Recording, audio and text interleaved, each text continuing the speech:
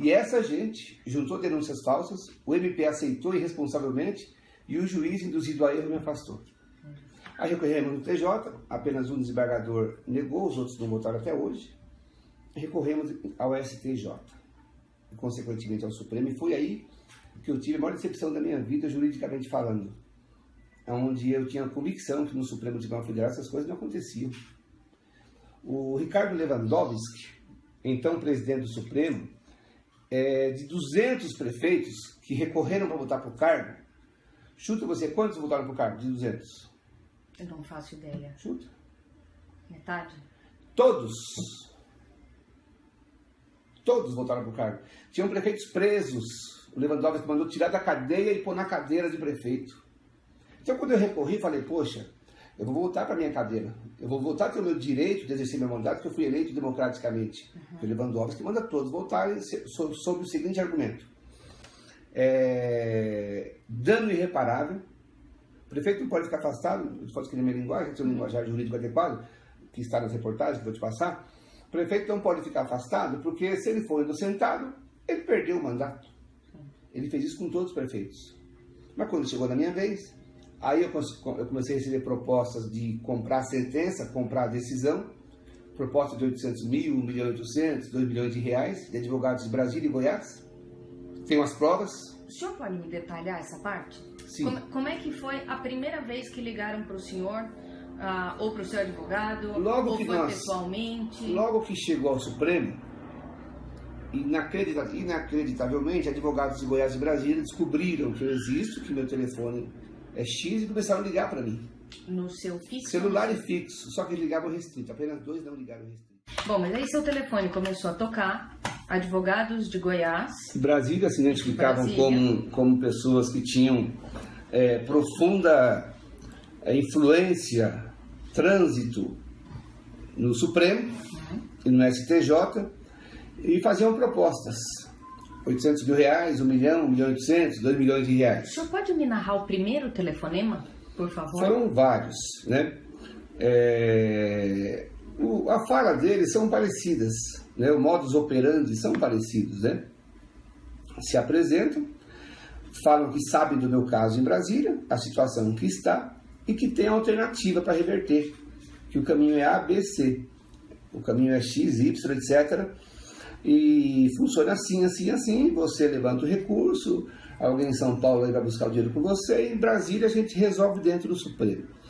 Eu nunca acreditei, em princípio. O senhor chegou a gravar alguma dessas ligações? Só no final. Aí os 2 últimos me chamaram mais atenção e eu fui a Brasília conversar com um deles, né? E ele reiterou a proposta. Ele deu nomes de pessoas, assessores do Lewandowski, que hoje alguns estão com a ministra Carmen Lúcia. Quais são os nomes? Eu vou te passar, não sei de cabeça, mas vou te passar alguns. E fez a mesma proposta, 1 milhão e 800 mil, 2 milhões de reais, que resolveria a parada. Eu não paguei, claro, óbvio que eu não paguei. E a minha liminar, SL 1001, foi negada. Inacreditavelmente negada depois dele retornar todos os prefeitos ao cargo. Quantos dias depois dessa conversa? Uns 15 dias aproximadamente, eu não sei precisar exatamente.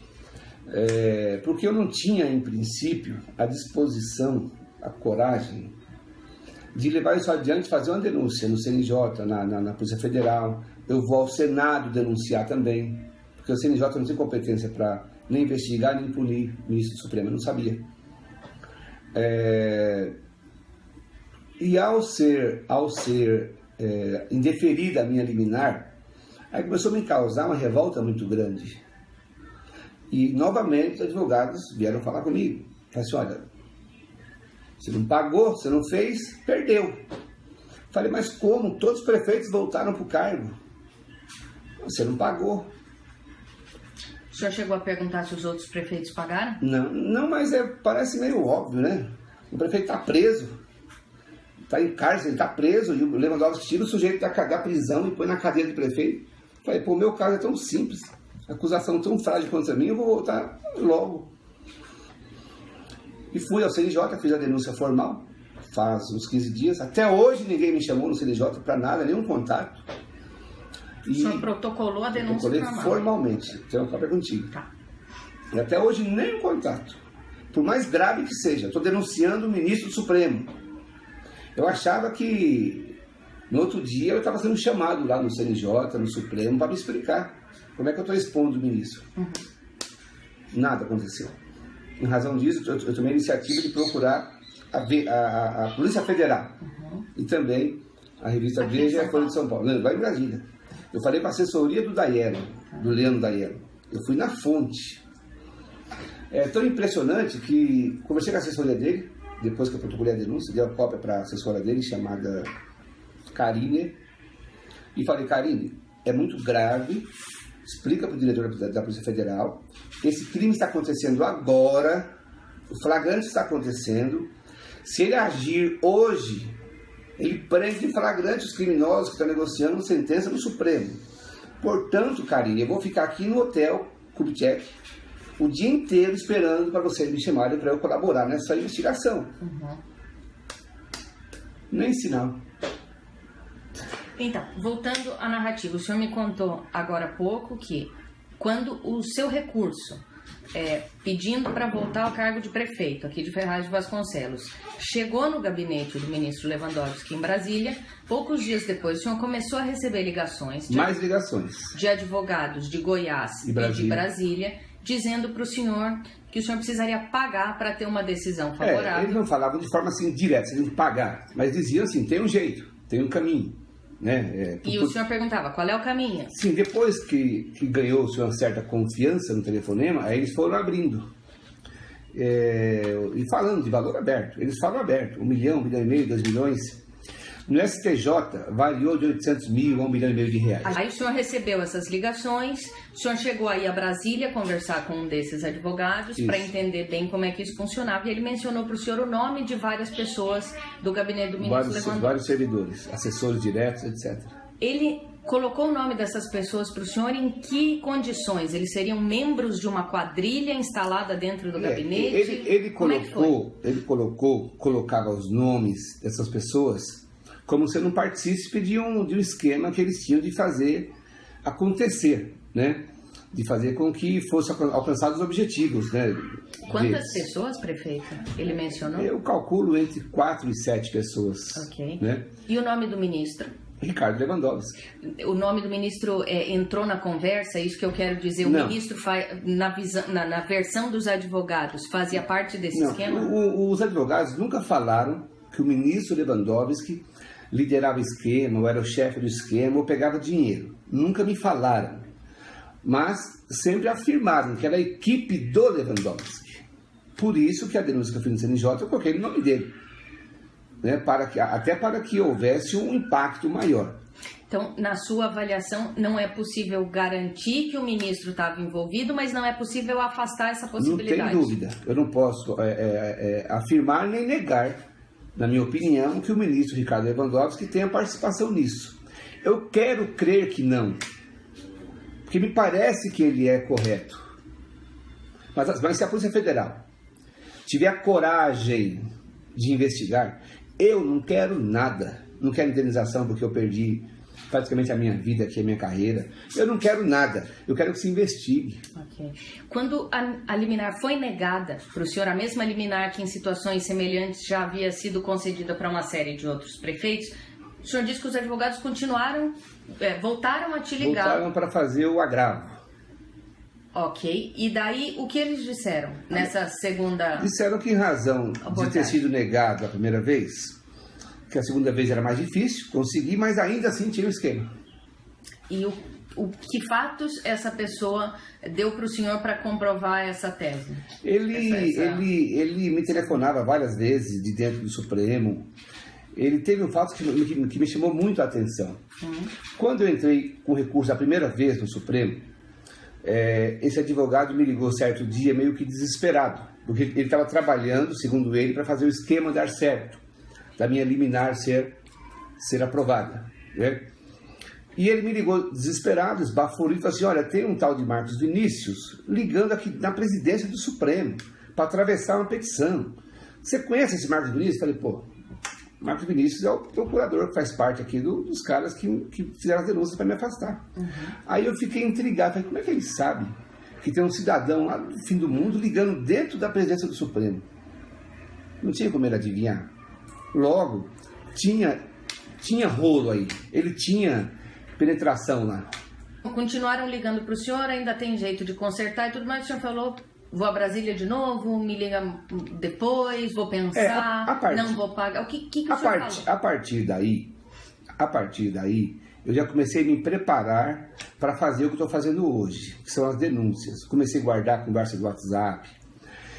No passado, quando eu comecei o trabalho jurídico para voltar ao cargo, eu nunca imaginei que fosse chegar numa situação dessa, de receber proposta de dentro do Supremo para vender a minha sentença, meu julgamento. Portanto, eu cometi o erro de não gravar as conversas, né? Eu achei que fosse muito simples, porque eu via que todo mundo tinha voltado ao cargo. Mas algumas o senhor gravou? Sim. Quando eu comecei a agir para agravo, né? Uhum. O agravo no Supremo, depois que foi negado a primeira vez, aí eu comecei a guardar documentos, gravações, WhatsApp, telefonemas. O que eu tenho, se a Polícia Federal, repito, se tiver coragem de investigar, se a ministra Carmen Lúcia tiver a coragem de permitir a investigação dentro do Supremo, o que eu tenho é o suficiente para puxar o novelo, como é que fala? A ponta aí do iceberg para fazer uma lava-jato dentro do Supremo. O senhor teve algum indício de algum outro gabinete envolvido? Não. Claro que antes do seu recurso chegar no Supremo, ele teve de passar pelo STJ. Como é que foi a sua passagem ali, a passagem do seu recurso? Como é que o senhor foi abordado? Ali foi parecido, né? Naturalmente que primeiro fomos ao STJ. Aí eu recebi 5, 6 ligações de advogados de Goiás e Brasília. A mesma turma? A mesma turma. Inclusive, um dos advogados foi o mesmo que trabalhou a questão no STJ, que óbvio que eu não paguei, haja vista que eu não voltei para o cargo, e continua até hoje em Brasília. Esse que eu não posso passar o nome ainda, porque se a PF foi investigado, aí ele já foi embora. Esses advogados que te ligavam faziam parte de um mesmo grupo ou eram concorrentes, digamos, rivais desse negócio? Eu posso dizer que eles não seriam concorrentes, eles participam de um esquema onde chegam os processos dentro, de acordo com o que eles me falaram, chegam os processos dentro dos recursos, processos dentro do STJ, pessoas de dentro do STJ, não necessariamente o ministro, a assessoria pega esse processo e vai passando para os advogados parceiros do esquema, do crime. Né? E já passam tudo, a possibilidade, os dados, endereço, telefone. Mas esse advogado que integra esse esquema dentro do STJ e do STF, ele colocou que o filho do Falcão tem trânsito em todos os demais gabinetes e poderia reverter o meu afastamento. No Judiciário Paulista, eu nunca recebi nenhum tipo de proposta, nenhum tipo de conversa, nenhum tipo de qualquer que seja contato para a questão de negociar a sentença. O juiz de primeira instância que me afastou, ele é correto, é sério, e também nunca recebi nenhum tipo de contato da parte dele para qualquer tipo de mal feito, vamos dizer assim. Eu considero o Judiciário Paulista correto, não tenho nada para desabonar. O que eu tenho de muita indignação é o fato dos desembargadores até hoje não terem tido a sensibilidade jurídica, vamos dizer assim, e o juiz de primeira instância, de ler o processo que me afastou e ver a obviedade da fragilidade das denúncias. E o principal, de me manterem afastado, sem eu ter sido condenado, sem eu praticamente não ter sido ouvido, e as denúncias serem totalmente frágeis, falsas e fabricadas. Como é que o senhor se sente vendo tantos políticos envolvidos na Lava Jato atuando nos seus mandatos há muito tempo? Isso faz parte, isso tudo, na minha opinião, faz parte de todo um sistema apodrecido e corrompido do Brasil, que a sociedade fala político tal, político, política. Se a sociedade acordar, ela vai perceber que a classe política é uma pequena engrenagem desse processo corrupto que apodreceu, que é um câncer, eu diria, incurável no Brasil. Porque se está no STJ, está no